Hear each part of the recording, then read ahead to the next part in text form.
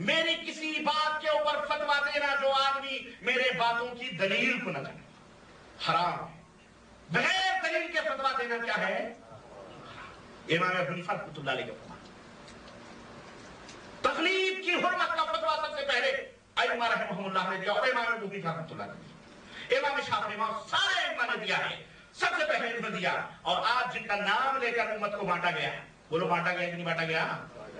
ہاں، ان چاروں اماموں میں سے پہلے یا بعد میں جتنے بھی امام ہوئے ہیں وہ سارے کے سارے دین اسلام کی حفاظت کا ذریعہ تھے.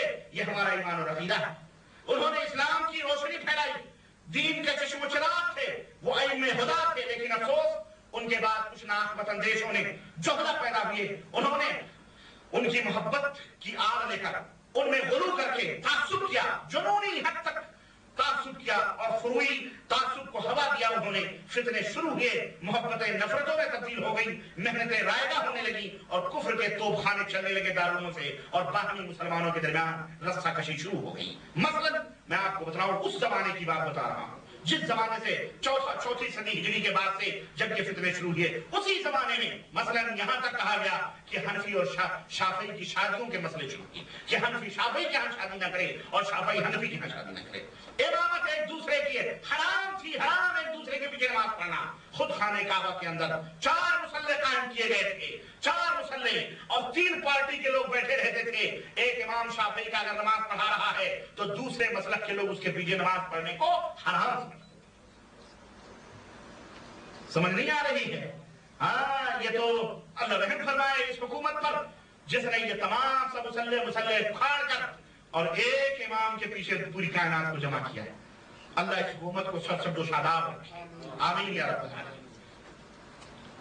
جلنے والے آج بھی جلتے ہیں، ایسی بات نہیں، اس بات سے بھی جلتے ہیں ہمارا مسلمان تمہارے باپ کا کام ہوگا. امام ابو حنیفہ رحمۃ اللہ علیہ نے کوئی مسئلہ نہیں بنایا، امام شافعی نے تو کوئی مسئلہ نہیں بنایا، تمہارے باپ نے بنایا ہے. یہ ان ہی اسماء سمیتموها انتم وآباؤکم ما انزل اللہ بها من سلطان. یہ تم نے کہے ہوئے ہیں، تمہارے باپ داداؤں نے بنائے ہیں، اللہ نے اس کے اوپر کوئی دلیل نہیں اتاری، اللہ نے اس کے اوپر کوئی دلیل نہیں اتاری. تو ایسے شر کو ختم کیا الحمدللہ، اور بلکہ حد ہو گئی.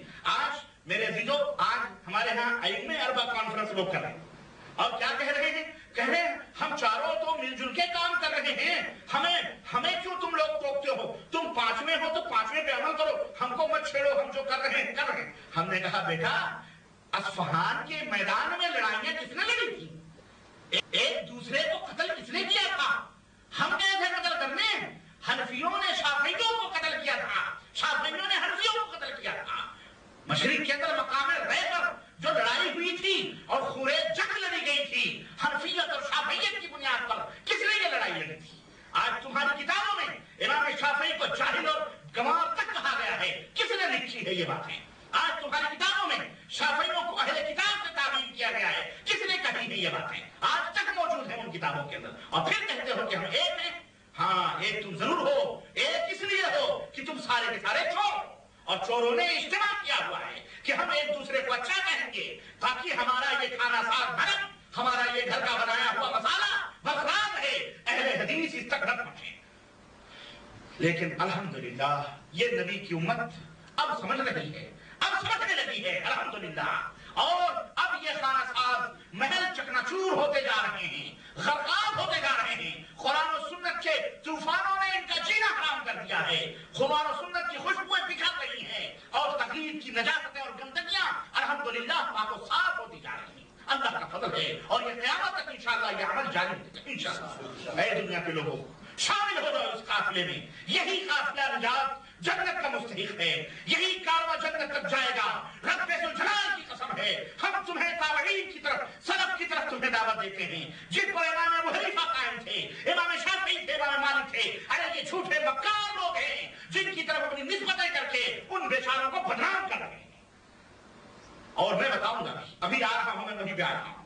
میرے عزیزو، اسلام کے اندر ایک طالب علم بھی جانتا ہے ان کی لڑائیوں کو، اور ان کے بغداد کے اندر جوتیوں میں جو دال بٹتی تھی اور جو مناظرے ہوتے تھے، ہمیں تاریخ کے پردے اٹھائیں تو ان کے مکروہ چہرے ہمیں 404 صدی میں سب نظر آئے. ہاں، اور آج تک یہ लड़ रहे हैं। आज किसी शाफी को हमारे यहाँ हमें कुछ लोग बैठे हैं, किसी शाफी की मस्जिद में कोई गया नमाज पढ़ने के लिए? बोलो, कोई जाता है? उनको तो बेचारा भिवंडी में है, बहुत सारे शबाब है, महाराष्ट्र में बहुत सारे शबाब, उनको तो कोई मुसलमान तक नहीं समझता है। न वो इनके यहाँ, न वो उनके, न शादी न ब्याह है, यही हाल आजादी है कि नहीं? ये क्यों है कि बकवास? हम वो मुसलमान नहीं है, हमारे सबको मुसलमान समझते हैं। इसलिए मेरे अजीजों, इस तफरके को खत्म करो।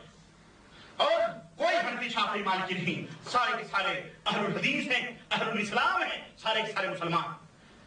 हालांकि मेरे इस्लाम में अनसी तकलीफ और ये जो कुछ भी हुआ है, इस जहालत से इस्लाम भी बनी है, अहले इस्लाम भी बनी है, इमाम अबू हनीफा, इमाम मालिक, शाफी और तमाम अइम्मा रहमहुल्लाह भी बनी है इस जहालत से और इस जाहिलियत से। जैसा कि हाफिज मुहद्दिस इब्न अब्दुल बर ने अपनी किताब के अंदर फरमाया कि ला यजूज़ु लिअहदिन अन यम्तहिना अन्नास बिहा वला युवाली बिहादिहिल अस्मा वला युआदी अलैहा बल अकरमुल खल्क़ि इंदल्लाहि अतक़ाहुम मिन अय्यि ताइफ़तिन कान। किसी मुसलमान के लिए जायज नहीं है कि उम्मत का इम्तिहान ले इस बात से कि तू हनफी है कि तू शाफी है, और इस बेस पर उससे दोस्ती और दुश्मनी करे। किसी के लिए जायज नहीं, किसी के लिए हलाल नहीं है, चाहे वो किसी भी कहीं का भी हो। वो मुसलमान है इसलिए उससे मोहब्बत की जाए, वो काफिर है इसलिए उससे नफरत की जाए। लेकिन शाफी मालिकी की निस्बतों की बिना पर उम्मत को तकसीम करना, उनसे शादी ब्याह को हराम करना, उनकी मस्जिदों के अंदर न जाना, ये और उम्मत को इम्तिहान में डालना, ये हरगिज जायज नहीं है। मेरे अजीजों, जितने भी फिरके बने, अकीदे को लेकर बने, सियासी तौर पर बने या फरूई और मसलकी, सबके सब ये अहलुस सुन्नह वल जमाअह के सामने शिकस्त और रोज़ से पहले भी दो चार होते रहे, और आज भी अहलुल हदीस अहलुस सुन्नह के सामने ये बेचारे शिकस्त और रेत की मंजिलें तय कर रहे हैं। क्यों? इसलिए कि अहलुल हदीस अहलुस सुन्नह मुसलमानों की ऐसी मजबूत जमात पहले भी थी और आज भी है, जो एक लम्हे के लिए भी नबवी मिनहाज और तरीके से जुदा होने के लिए तैयार नहीं है, ना तो सूरतन, न इस्मन, न कौलन, न फ़ेलन, किसी भी हिसाब से वो तैयार होने के लिए नहीं है। चुनांचे अहले हदीस में कोई भी एक शख्स शुरू से लेकर आज तक ऐसा नहीं मिलेगा जिसने अपनी निस्बत नबी करीम सल्लल्लाहु अलैहि वसल्लम और उनके नक्शे कदम पर चलने वाले सहाबा को छोड़कर किसी और की तरफ की हो, बल्कि सारे के सारे अपनी निस्बत कुरान और सुन्नत की तरफ करते हैं। अहलुल हदीस व सुन्नत का एक ही मनहज है, जो पहले था कुरान और नबी करीम सल्लल्लाहु अलैहि वसल्लम का फरमान अहादीस, आज भी वही मनहज है और क़यामत तक इंशाअल्लाह ये मनहज कायम व दायम रहेगा और उम्मत को इसकी तरफ दावत दी जाएगी इंशाअल्लाह तबारक। इमाम मालिक ये भी चारों इमामों में से एक इमाम माने जाते हैं जिनकी तरफ मंसूब होकर मालिकी फिरका बना हुआ है। तो इमाम मालिक, इनसे पूछा गया, या अबा अब्दुल्लाह असअलुका अन मसअलतिन अजअलुका हुज्जतन फीमा बैनी व बैन अल्लाह अज़्ज़ व जल। क़ाल मालिक माशाअल्लाह ला कुव्वा इल्ला बिल्लाह। सर किसी ने कहा, ए अबू अब्दुल्लाह, मैं अल्लाह और अपने दरमियान हुज्जत बना करके मैं तुम्हें कसम दे रहा हूँ, ये बतलाओ, ये मैं तुमसे एक सवाल करना चाहता हूँ। तो इमाम मालिक ने कहा, बोलो क्या बात है, कौन सा सवाल है? क़ाल मन अहलुस सुन्नह। अहलुस सुन्नह किसको कहते हैं? अहलुस सुन्नह कौन लोग हैं? क़ाल अहलुस सुन्नह अल्लज़ीना लैसा लहुम लक़बुन युअरफ़ून बिही ला जहमिय्युन वला क़दरिय्युन वला राफ़िदियुन। अहले सुन्नह उनको कहा जाता है जो किसी की तरफ अपनी निस्बत, अहले सुन्नत किसी शख्सियत की तरफ निस्बत नहीं करते। इनका उनका कोई ऐसा लक़ब भी नहीं है जिसे वो पहचाने जाते हो, न जहमी, न क़दरी, न राफ़िदी, ऐसे कोई अलक़ाब अहले सुन्नत के पास नहीं होते, बल्कि वो सुन्नत की तरफ अपनी निस्बत करते हैं, हदीस की तरफ अपनी निस्बत करते हैं। रवाहु इब्न अब्दुल बर।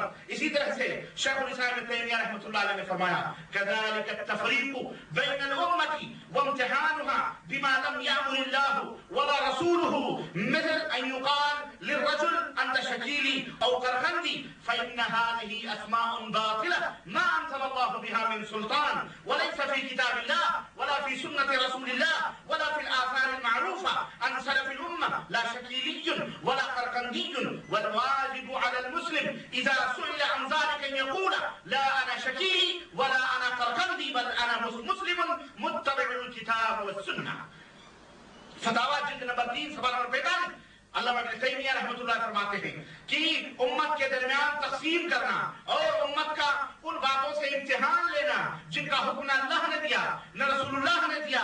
मिसाल के तौर पर किसी से कहा जाए कि क्या तू शकीली है, क्या तू करकंदी है, क्या तू हनफी, शाफी, मालिकी, ये सारी निस्बतें जो हैं, क्या तुम ये हो, इस तरह का कहना فرماتے ہیں کہ مان یہ اسماؤن، یہ ایسے اسماء باطلہ ہیں جن پر اللہ نے کوئی دلیل نہیں اتاری ہے، نہ حنفی پر، نہ شافعی پر، نہ حنبلی پر، نہ مالکی پر، نہ قادری پر، نہ نقشبندی پر، نہ کلکندی پر، نہ شکیلی پر، نہ رفاعی پر، نہ تیجانی پر، کسی پر اللہ نے کوئی دلیل نازل فرمائی، کسی کے اوپر کوئی دلیل نازل نہیں فرمائی ہے، نہ کتاب اللہ میں موجود ہے، نہ سنت رسول اللہ میں موجود ہے، اور نہ ہی سلف کے اندر صحابہ کے اقوال میں موجود ہیں، نہ کوئی شکیلی تھا نہ کوئی کرکندی تھا، بلکہ مسلمانوں کے اوپر واجب ہے اگر وہ کسی پوچھے جائیں کہ تم کون ہو، شکیلی ہو یا کرکندی ہو، تو مسلمان کا یہ فرض ہے کہ اس کے منہ پر یہ جواب دے، نہ میں شکیلی ہوں، نہ میں حنفی ہوں، نہ میں کرکندی ہوں، نہ میں تیجانی ہوں، نہ نقشبندی ہوں، میں مسلمان ہوں، متبع الکتاب و سنہ، میں کتاب و سنت کا متبع۔